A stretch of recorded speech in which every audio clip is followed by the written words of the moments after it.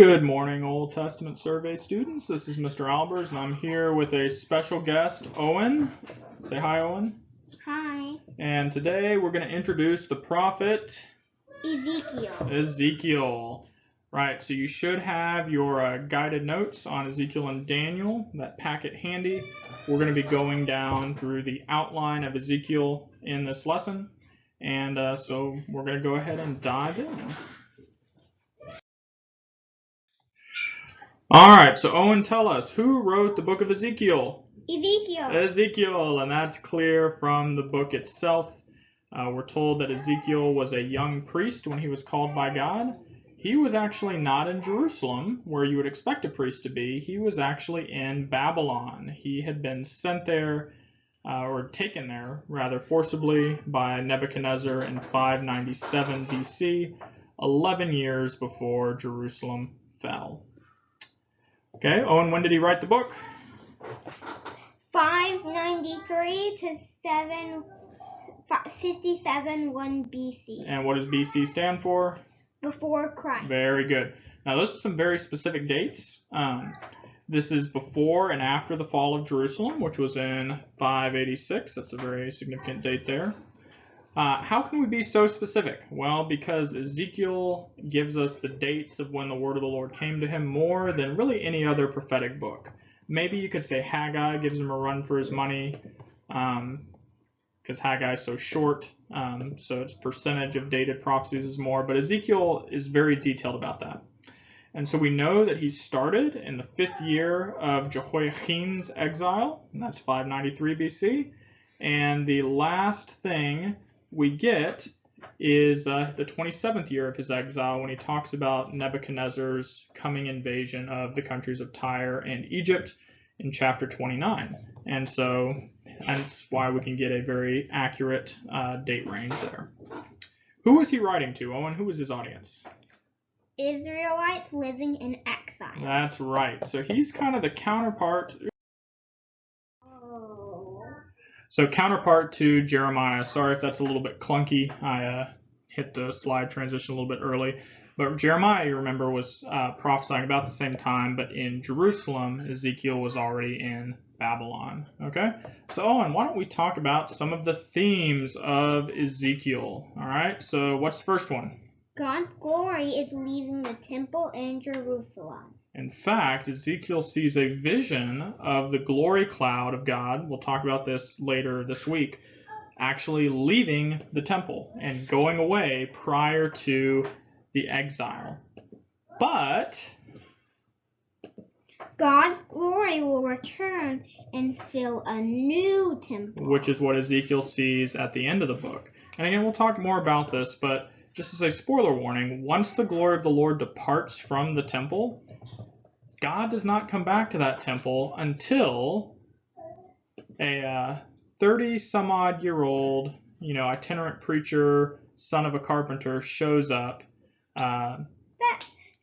Jesus, that's God's right. Son. That's right. And Jesus is the one who actually comes. It's the first time God, in his presence, has come back to that new temple. So that's kind of cool, but we'll talk more about that later this week.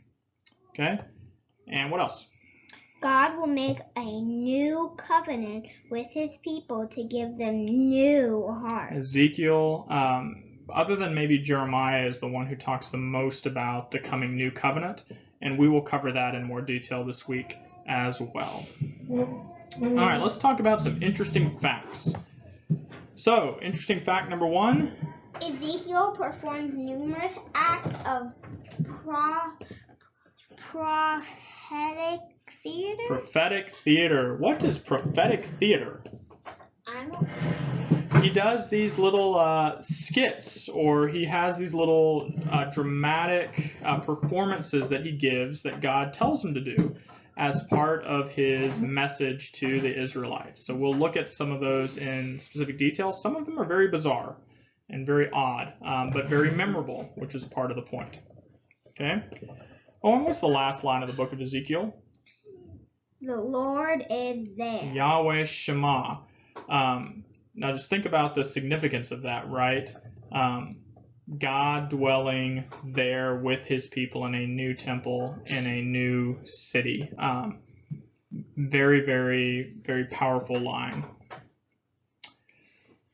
Okay, who was Ezekiel contemporary of? Who did he live at the same time as?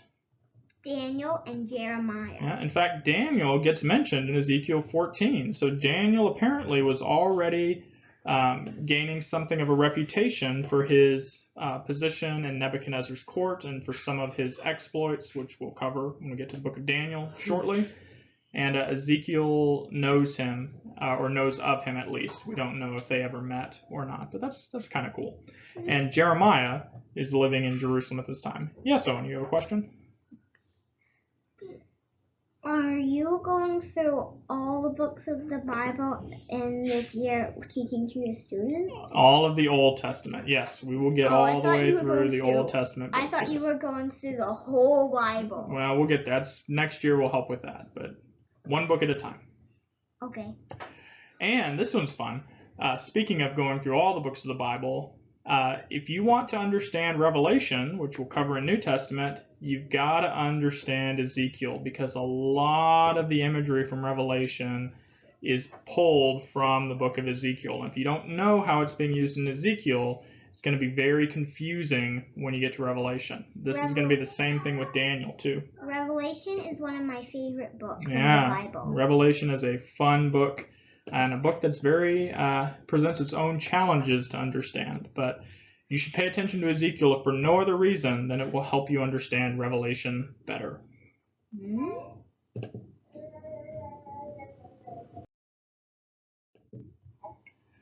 All right, and the main question that the book of Ezekiel seeks to answer is, what future hope is there for God's people in exile? That's right. So the book starts with Ezekiel himself in exile. He's sitting in a foreign land. He's cut off from the land that God had promised. He's not really able to function as a priest because he's not at the temple. He can't offer sacrifices. Who knows if he even was able to salvage or take, no worries, a copy of the Old Testament or any part of it with him. So he's just kind of sitting there, probably not enjoying life all that much. And God comes to him nevertheless and gives him a message for the people. And it's not just a message of judgment. There's a lot of hope there. Think of that last line of the book. The Lord is there.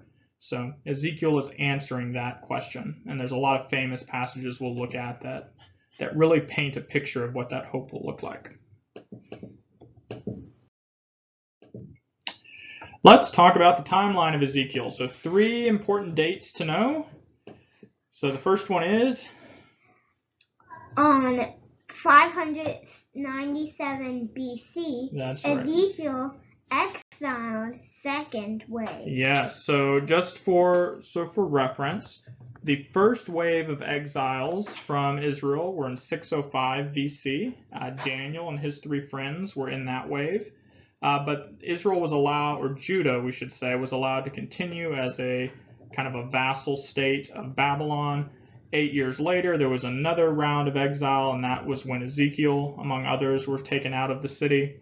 And then 11 years later, in 586, the Babylonians conquered Jerusalem, sacked the city, burned the temple to the ground, and took the rest of the people off into captivity. On 573 BC, there were visions of a new temple. Right. So from the beginning of the book to the end of the book, we've got about a 20-25 year time period where Ezekiel is not only living through some of these events. In fact, there's a part of the book where he details how a messenger came from Jerusalem and said the city has fallen in 586 BC. But also, he was looking forward to the future, to the hope that God had for his people. And last but not least, let's talk about the outline of Ezekiel. So, first thing, chapters 1 through 3, we have Call of Ezekiel. So Ezekiel details how he was called by God to be a prophet. We'll look at that tomorrow. Then, chapters 4 through 24, we have prophecies of judgment against Judah. So judgment against God's people. And then we go prophecies of judgment against the nations. Isaiah, Jeremiah, Zechariah are other prophets that have a very similar theme. We've got a call, then we've got judgment against God's people, and then judgment against the nations surrounding. And then, this is the really fun part of the book, we have prophecies of the restoration of Israel. Of the restoration of Israel. And the last 9 chapters, visions of a new temple. So we'll spend a lot of our time talking about that restoration in the new temple and how we understand that. But that's basically an intro to Ezekiel. There's also an animated read scripture video that y'all will be looking at next. And yes, Owen, you have a question? Have you just started doing Ezekiel, or have you already started teaching your students? We are starting Ezekiel right now, so you are helping me with that noble task. So, I thought you might. At first,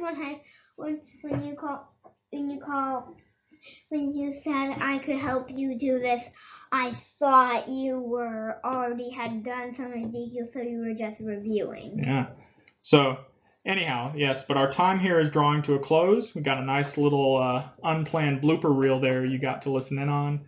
But that is the introduction to Ezekiel, and thank you all for watching. Tell them bye.